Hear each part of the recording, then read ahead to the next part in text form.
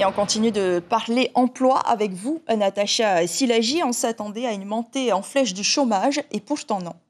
Alors c'est encore plus inattendu que prévu puisque vous le voyez sur ces chiffres, le taux de chômage est en baisse constante en Polynésie depuis 2018. Il est aujourd'hui de 9,5% seulement, on serait tenté de dire, malgré la crise violente qu'a traversé le pays. Alors attention, il faut quand même relativiser ce bon chiffre puisque les enquêtes menées outre-mer le sont à partir de directives internationales et européennes, souvent très difficiles à construire puisque les données sont dures à collecter. Ce qui est sûr, c'est que l'ISPF confirme que le taux d'emploi est en chute libre, avec aussi une population découragée, une population qui recherche de l'emploi, mais qui est très déprimée en 2021, plus qu'en 2020.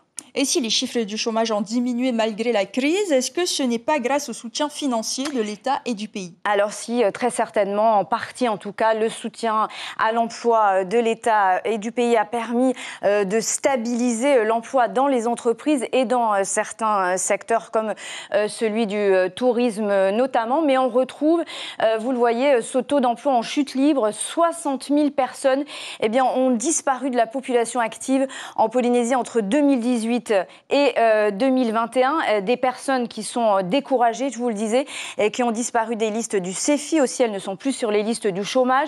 Alors si on avait l'allocation chômage en Polynésie, on pourrait les recenser, elles seraient répertoriées ces personnes-là, mais nous n'avons pas d'allocation chômage, donc du coup ce chiffre, ce taux de chômage serait certainement plus élevé qu'il ne l'est aujourd'hui sans ces données-là. Et il y a des choses que l'on sait de façon plus certaine?